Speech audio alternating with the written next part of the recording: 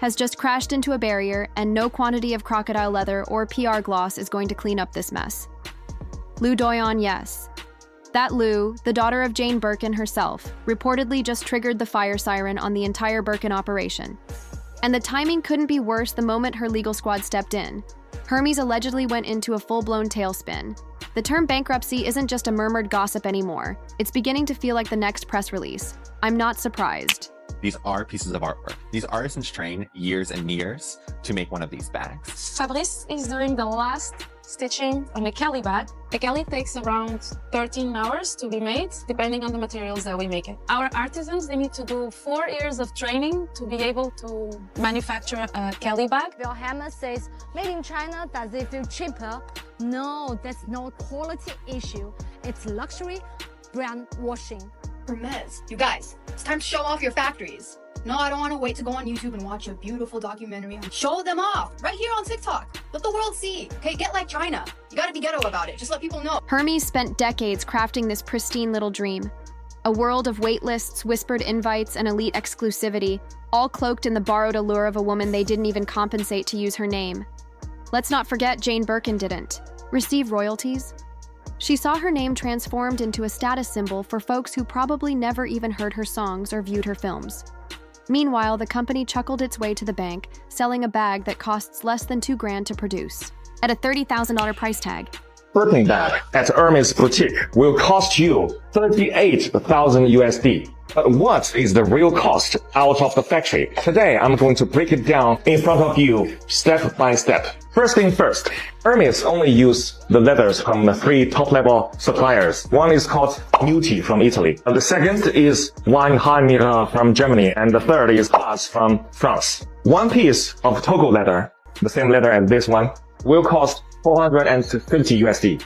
And one piece of the leather is only enough to make one Birkin, okay? The thread. And of course, for Hermes Birkin, the thread is also the best top level. It's called Fil al Chinois from France. This is actually the Rolls Royce in thread.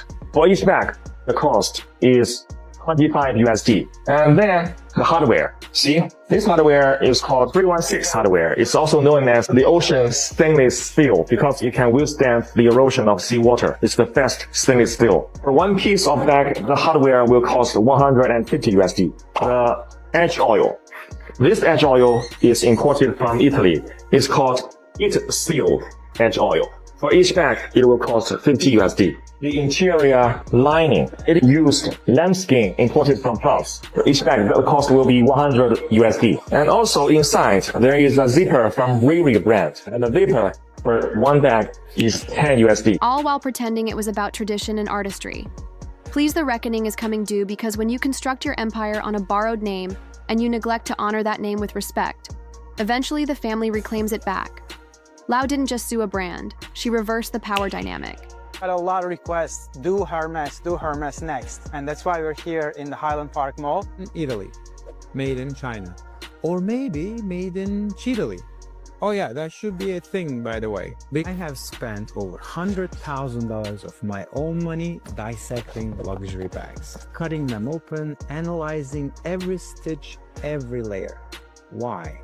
Because I had to know what made those bags so expensive. Hermes may still control the shops, the stock, the PR, but Lou controls the essence of the Birkin, and if she's halting it down, then yeah, the Emperor's Kelly green cloak was polyester all along. Picture the silence in that room. Hermes executives fresh, off their morning espresso, likely anticipated another day of product meetings and influencer strategy calls.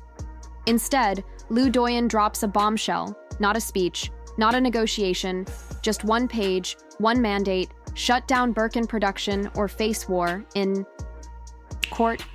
Had a lot of requests, do Hermes next. And that's why we're here in the Highland Park Mall. In Italy, made in China. Or maybe made in Chile. Oh yeah, that should be a thing, by the way. I have spent over $100,000 of my own money dissecting luxury bags, cutting them open, analyzing every stitch, every layer. Why? Because I had to know what made those bags so expensive. It requires a lot of skill to turn it and get it on the right way.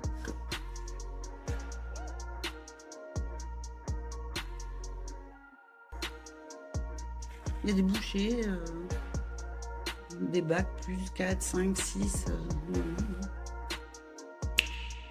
There were no softened edges, no vague language. It wasn't a suggestion, it was a demand. And it came backed with the weight of every betrayal her mother's name had endured for decades. I need you people to wake up and creep. You mean to tell me you believe that this man is making your Birkins in China? If he's a Birkin artisan, then I'm an astronaut. It's made in China. I can get that for $12. Go outside and touch grass. Some of you guys feel like this is your moment to shine and you can finally stick it to people that buy luxury. That moment didn't just halt the presses, it shook the entire core of the brand. I'm talking about leather artisans being instructed mid-stitch to stop working manufacturing schedules getting torn off the walls, executives calling urgent meetings, in hushed tones while legal counsel scrambled to decipher the threat. But let's be honest, there was nothing to decipher. Lou was done watching her mother's legacy get sold to the highest bidder, while the truth about production practices stayed, buried under layers of luxury marketing and good let them sweat.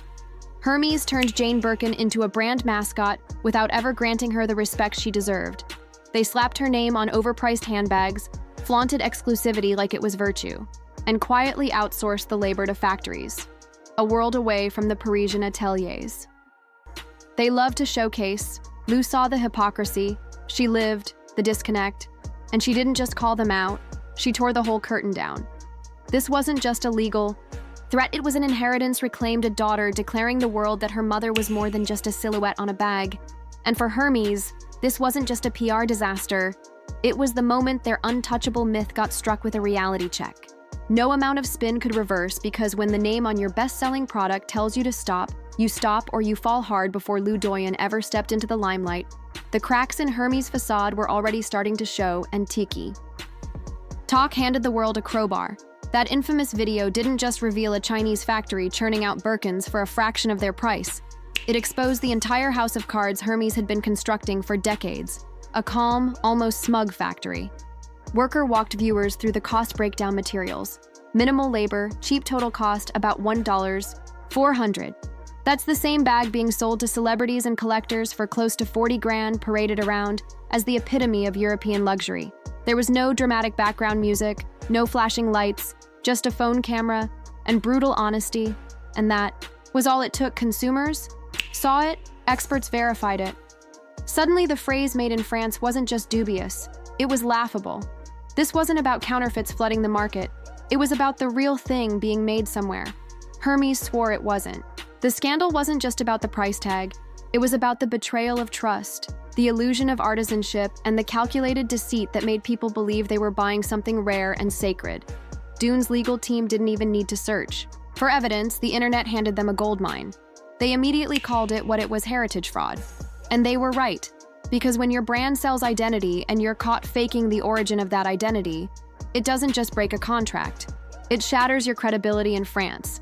Master artisans, the same ones Hermes used as marketing props for years, saw the writing on the wall. Some packed their tools and walked out. Others began leaking internal conversations and production details to reporters, proving the label storybook fantasy had been altered in places they never agreed to. This wasn't about outsourcing to keep up with demand. It was about concealing a supply chain. They never wanted consumers to see Hermes pushed the idea that every Birkin was birthed in a quaint French atelier stitched by a master craftsperson with years of training. But when the lights turned on, that romantic vision turned out to be a marketing gimmick, an expensive one that's now collapsing under the weight of its own spin. And the worst part, it didn't have to be this way, but greed doesn't care about legacy, it only cares about volume, and volume, when unchecked, has consequences. The money never likes attention. Luxury brands, especially ones like Hermes, thrive in secrecy. Their entire value depends on the illusion of effortless wealth, clean books, and an unshakable foundation.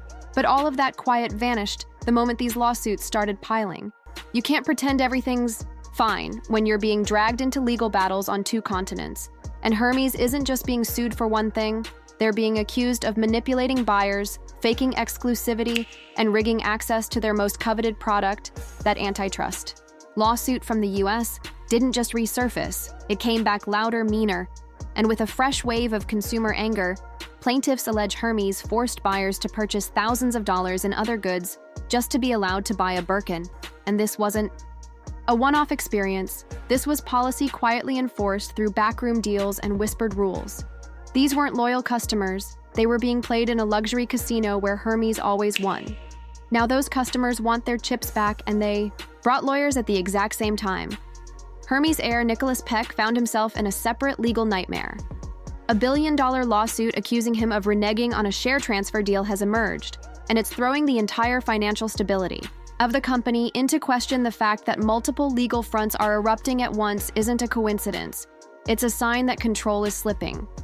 Suppliers who were once happy to work with Hermes on trust alone are now demanding full payment up front.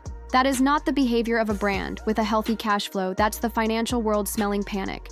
And when analysts start tiptoeing around the term bankruptcy, internal forecasts aren't painting a pretty picture. No brand wants that word in the air, because once it's there, investors get cold feet, partners go silent, and consumers turn cautious. What's astonishing is how fast the illusion cracked. Hermes had been selling scarcity of bags, scarcity of access, scarcity of information, but all it took was one person armed with legacy and truth to halt production. And suddenly that scarcity stopped working in their favor. The whole structure depends on the idea that the Birkin is worth waiting for. But if production is frozen and lawsuits are stacking, and the company looks unstable, then the bag becomes worthless. Not because it changed, but because the story behind it no longer holds up. That's the danger of building value on myth. When the myth breaks everything, it touched becomes suspect. And right now, Hermes is in the uncomfortable position of trying to persuade the world that their myth is still intact. Even as the financials say otherwise, the courtroom turned into a minefield, and Hermes walked straight into it. Wearing blindfolds, a major ruling from the Paris Judicial Court came down hard, tightening intellectual property protections and putting luxury brands on notice. Suddenly, Hermes had to prove the authenticity of every stitch seam and so-called French-made detail they'd been flaunting for decades. That alone would have rattled most brands. But Hermes didn't get a moment to breathe. Before Lou Doillon's team moved in with precision, they filed for a full-scale external audit demanding a thorough inspection of every overseas factory involved in Birkin production, and just to turn the screws tighter, they requested for an asset freeze, not partial full. That means frozen accounts, restricted assets, and a legal stranglehold on the brand's operations. Basically a demand to open every drawer, flip every cushion, and prove that nothing shady was hiding underneath. And let's be real, there's definitely something shady hiding underneath. You don't file that kind of request unless you know where the bodies are buried. Then came the style blackout. Top stylist blasted a no Birkin memo into every group chat. Suddenly, Kim K, Cardi B, Drake. Everyone who once flexed orange boxes switched to Loewe or Goyard paparazzi were stunned. Resale apps crashed. As sellers panic-listed bags at fire sale prices, fashion moves fast when reputations rot. And I'm cheering if influencers helped inflate Birkin worship, they can help deflate it too. That's poetic balance. Leaks say the CEO told execs the cash runway is dangerously short. I'm betting Panic is the new office fragrance at 24 Rue du Faubourg. Artisans are demanding profit sharing and honesty about sourcing when even threatened to live stream a step-by-step of a French bag assembled in Asia security. Guards now stand outside sample rooms to block phones. A brand famous for silk scarf. Elegance is literally locking doors to keep secrets from spilling onto Instagram. Couldn't script it better. Here's what bankruptcy would mean. Waitlists gone. Deposits. Stuck in legal limbo. Lifetime spa treatments for your croc bag. Forget it. Rival labels are already plotting price hikes to grab Hermes's refugees. Meanwhile, France, which relies on luxe pride, might watch its golden child tumble and take the country's image down a peg. My verdict. Hermes chased hypergrowth padded margins with mystery factories and thought the Birkin myth was bulletproof. Lou Doillon just proved it's paper thin.